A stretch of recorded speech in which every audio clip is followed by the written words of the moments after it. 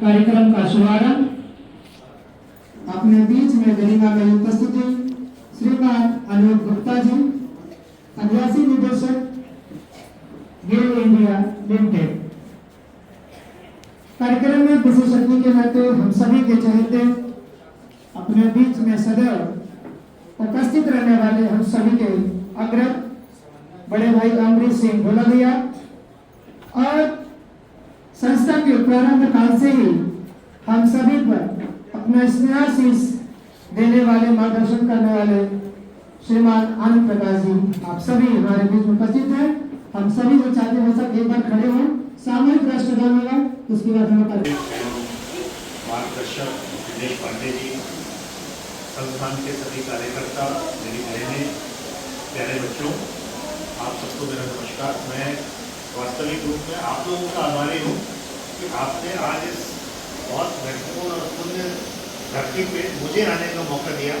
मैं पिछले 10 साल से बनारस के साथ जुड़ा हुआ हूँ और पेशे से मैं एक इंजीनियर हूँ और सारा जीवन में कंस्ट्रक्शन में, निर्माण में ही रहा। लेकिन कुछ ऐसे हालात हुए कि जिससे मुझे एक CSR में सामाजिक दायित्व के विभाग में आने का मौका मिला।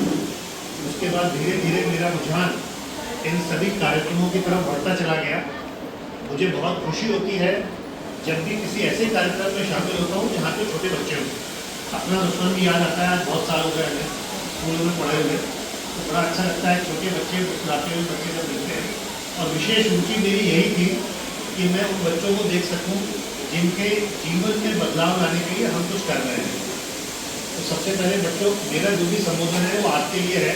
बाकी तो सब जैसे अमरीश जी ने बोला बहुत ज्ञानी है, मैं समझता हूँ सबसे प्रथम ज्ञानी हृदय जी हैं। वो कुछ बोलेंगे तो और अच्छा लगेगा। मेरे को बहुत अच्छा लगता है जब भी हृदय जी दिल्ली आते हैं तो मैं अधिक से अधिक समय इनके साथ बिताने की कोशिश करता हूँ। पर आज सिर्फ बच्चों आपसे बात करना चाहता हूँ। हमारे साथी जुबे जी ने जैसा बोला कि परिवार और कुटुंब देश निर्माण की कड़ी है। मैं खुद यही मानता हूँ। मैं जन्म से हिंदू हूँ, सनातनी हूँ, सनातन संस्कारों का सम्मान करता हूँ और मानता हूँ कि आगे बढ़ने के लिए हमारे जीवन में जितना शिक्षा का महत्व है उतना ही, कम नहीं, ज़्यादा नहीं, तो उतना ही महत्व हमारे संस्कारों का है। किसी का भी जन्म, सबकी परिस्थितियाँ अलग अलग होती हैं। हम किसी परिवार में जन्मे, आप बेटा सब अलग अलग परिवारों में जन्मे, लेकिन कहीं ना कहीं भगवान हमको मौका देता है आगे बढ़ने का। तो आप लोगों को एक मौका मिला है एक अच्छे संस्थान में जुड़ने का, जहाँ पे आप लोगों को एक मौका मिल रहा है पढ़ाई करने का। आपके अभिभावक अलग अलग तरह का काम कर रहे होंगे, लेकिन फिर भी आप इस संस्थान से जुड़े हैं। तो पूरी आपसे आशा करूँगा कि आप अपने समय का अधिकतम, अधिक से अधिक उपयोग करें। संस्थान में जो आपको पढ़ने लिखने का, आपकी जो भी आपको पढ़ाती हैं महिलाएं, बहनें, आपके माँ स्वरूप हैं, बड़ी बहन स्वरूप हैं, आप उनसे सीखें, अपने संस्कार सीखें और पढ़ाई में आगे बढ़ें। ऐसा न सोचें कि जो जीवन मिला है हमें उसी जीवन को काट लेना है। मनुष्य का जीवन बहुत मुश्किल से मिलता है और भगवान ने कुछ न कुछ हमारे निमित्त बनाया है। हमें इस योगदान, हमें इस जीवन में कुछ करने के लिए सोचा होगा, तो उसके लिए बेटा जरूर कोशिश करो, आगे बढ़ो। मैं पूरी आशा करता हूँ कि हम, हमारी कंपनी के बारे में तो आप लोगों को ज़्यादा बताना मतलब कितना उचित होगा। मैं भी एक बहुत साधारण परिवार से आया, बट ये है कि पढ़ने का मौका मिला हमें और हम आज यहाँ तक पहुँचे। तो यही आप लोगों से विनती करता हूँ, अपेक्षा करता हूँ कि आप लोग अपने समय का और कुछ न कुछ आपके भी अच्छे कर्म होंगे जो आपको इस संस्थान से जुड़ने का मौका मिला, तो इनका पूरा उपयोग करें, पढ़ाई करें। और अगर कोई बच्चा मुझे ये बता पाए कि आप लोगों को क्या फ़ायदा हो रहा है संस्थान में जुड़ के, या आपकी और क्या अपेक्षा है, हम क्या कर सकें जिससे आपके जीवन में कुछ और सुधार कर सकें, तो मुझे ज़्यादा खुशी होगी। इन्हीं शब्दों के साथ मैं आप लोगों का बहुत आभारी हूँ और अपेक्षा करता हूँ कि आपके जीवन में इस कंपनी के माध्यम से जो भी सुधार हो सके वो करने में हम कामयाब होंगे। आप लोगों का बहुत बहुत धन्यवाद। को हमारा प्रणाम। हमने इस संस्था से हमारे जीवन में बहुत परिवर्तन। नाम बताओ, कहाँ रहते हो?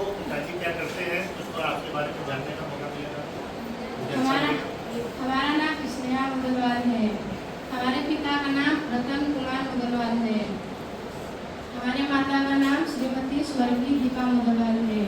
हमारे पिता ठेला लगाते हैं। हम बंगाली बाजार वाराणसी में पढ़ते हैं। हमारे संस्था का नाम माधव शिक्षा संस्था केंद्र है। हम इस संस्था से बहुत अच्छी चीज़ें सीखे हैं। बड़े लोगों का आदर सीखे हैं। पढ़ाई में हम बहुत कमज़ोर थे। इस संस्था में हम आकर बहुत कुछ पढ़ चुके हैं और हम बहुत आगे बढ़े हैं।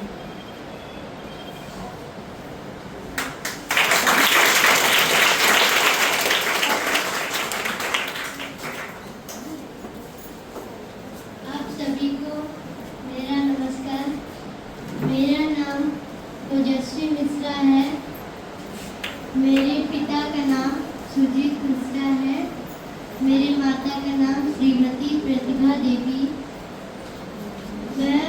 मेरे पापा गाड़ी का काम करते हैं चलाने का। मेरे संस्था का नाम माधव शिक्षा संस्कार केंद्र है।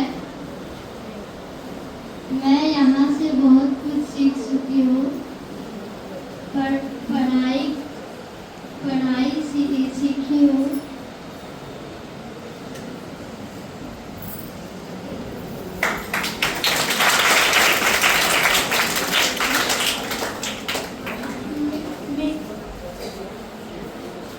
मेरे तरफ से सबको नमस्कार।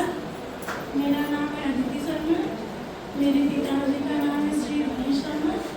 मेरी माता का नाम है श्रीमती सोहन शर्मा। मेरे पापा नाई हैं और मुझे यहाँ से बहुत कुछ सीखने को मिला है।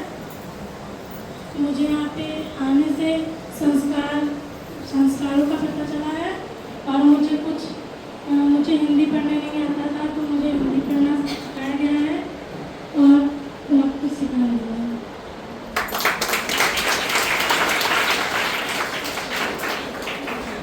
मानवता के सेवा धर्म हमारा है।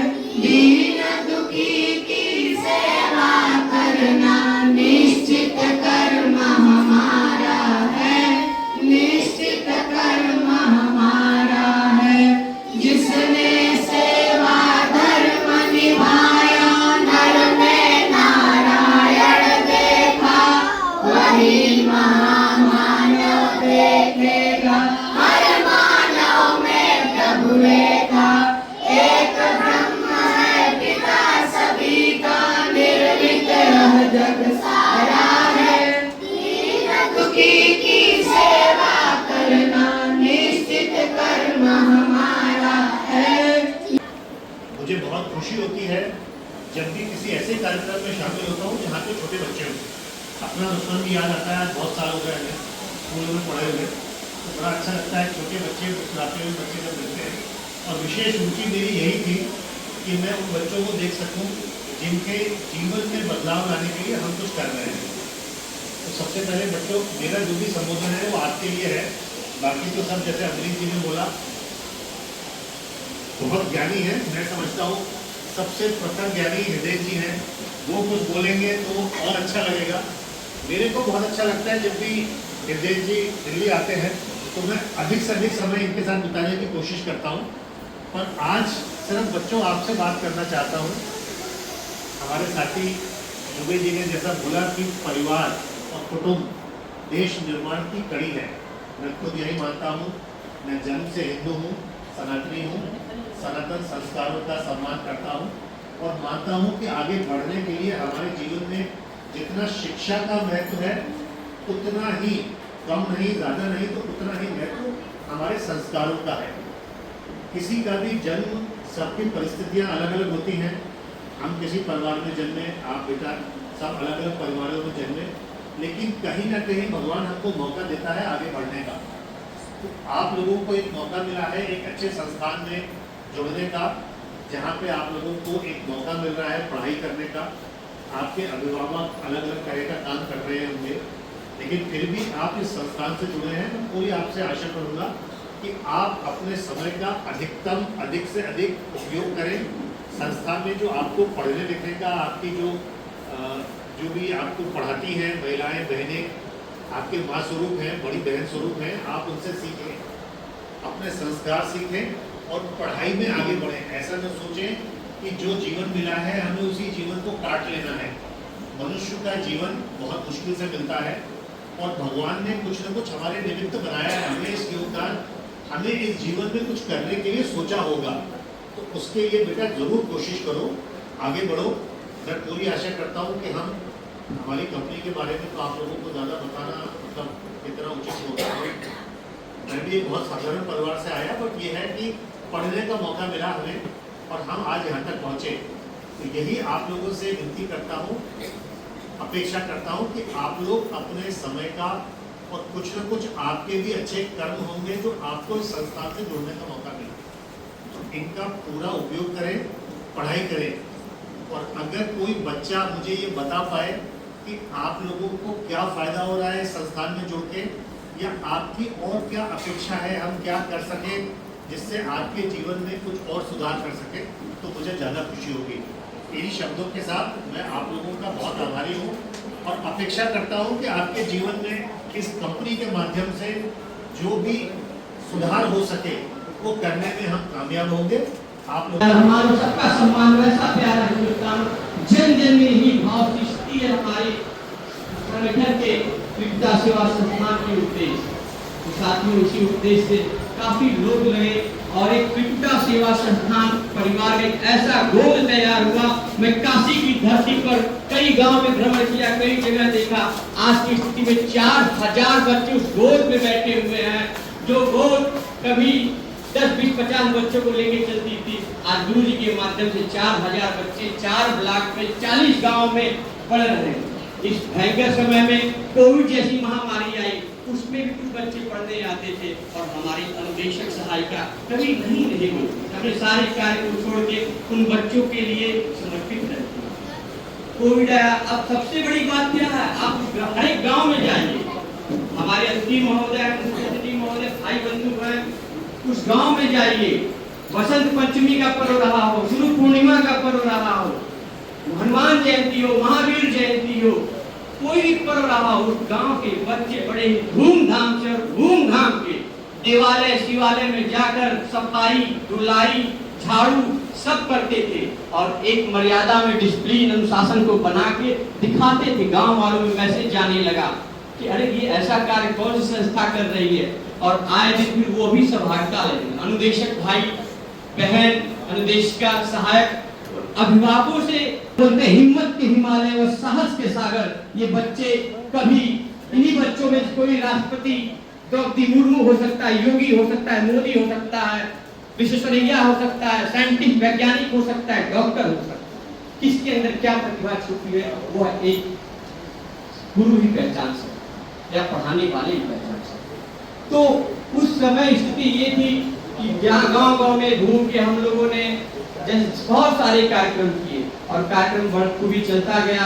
अंत में कुछ ऐसे भी समय आए कि परिस्थितियां ऐसी खड़ी हो गई कि आज की स्थिति में वो संभव नहीं था, लेकिन गुरु जी सब कुछ तो खैर परमात्मा है, हम लोग तो एक छोटे से अंश हैं। सब कुछ कोई हो नहीं सकता, परिपूर्णता किसी में आ नहीं सकती। परमात्मा का एक जो कुछ पंथा बैठा हुआ है, जो सबसे पवित्र है, सबसे पावन है, तो हमारे बच्चों के रूप में बैठा हुआ है यहाँ पे। बाल मन, बालक अवस्था, बाल रूप देव का दर्शन कराता है, देवत्व का एहसास कराता है। और यह अगर हम अनुभूत में अपने नाम है, अपने अनुभव में नाम है, उनकी बात तो नहीं, हमारे भविष्य के लिए नवनिर्माण के काम में आता है। हम यह जो कार्य करते हैं इस भाव से करते हैं, थोड़ा अलग दृष्टिकोण से करते हैं। परमार्थ को मैं सबसे बड़ा स्वार्थ मानता हूँ। परमार्थ जो है सबसे बड़ा स्वार्थ होता है, या एकमात्र ऐसा स्वार्थ है जो प्रभु के मार्ग पे आपको लेके जाता है, प्रभु तक लेकर जाता है और प्रभु के पास लेकर जाता है, प्रभु के पास बैठने का अवसर प्रदान करता है। आज हमारे इस संस्था में का मुझे 5 मिनट है क्या 10 मिनट? 10 मिनट 5 तो 2017-18 में पिछले 5 वर्ष पहले 2012-13 में एक मन में प्रश्न आया कि हम कुछ अलग करें। एक मन में भाव आता था कुछ अलग करें, कुछ ऐसा करें जिसमें हमारा कल्याण हो। मैं इस बात को कहता हूँ मेरा कल्याण, सबके कल्याण की भावना खुद के कल्याण का मार्ग प्रशस्त करती है। एक प्रश्न था कि एक मन में भाव था कि ये बच्चे जो हमारे या किसी दुकान पे, किसी मकान पे, किसी भट्टे पे, किसी ठेले की दुकान पे काम क्यों करते हैं, एक लंबा विषय हो जाएगा। इनके लिए काम करने का मन में एक ख्याल आया कि अगर हम इनके लिए कुछ काम करें तो प्रभु हमारे लिए कुछ न कुछ काम करेगा। 2018 में 10 माधव शिक्षा संस्थान का गठन करके 300 बच्चों का एक लक्ष्य रखा गया। 300 बच्चे अगर मिले इनके लिए काम किया जाए। 2018 से चलती हुई यह आंकड़ा 2025 तक जब आई है 2024 तक तो 3,557 बच्चे आपके पास 7 सालों में एक बड़ी संख्या। भाई साहब ने हमसे कहा, अनुभवी भाई साहब ने कहा कि बच्चों के बारे में, बच्चे मिट्टी के लोढ़े होते हैं, मिट्टी कच्ची मिट्टी होती है, इनको जैसा बनाया जाएगा वैसा बने। बनाने के लिए संस्कार सबसे महत्वपूर्ण होता है, जो धीरे धीरे हमारे कुटुंब परिवार समाज से विलुप्त होता जा रहा था। यह मन में भाव आया कि इनको पहले संस्कारवान बनाए। शिक्षा तो मिल जा रही है, प्राथमिक विद्यालय मिल जा रही है, कॉलेज विद्यालय मिल जा रही है, मानवीय विद्यालय मिल जा रही है। संस्कार का अभाव हो रहा है, हमारे धर्म संस्कृति, हमारे सनातन के मूल्यों का ह्रास हो रहा है, रोका कैसे जाए। यह बच्चे हमारे लिए सहायक की भूमिका में आए। तो 300 बच्चे थे आज इतनी बड़ी संख्या। कल हम लोग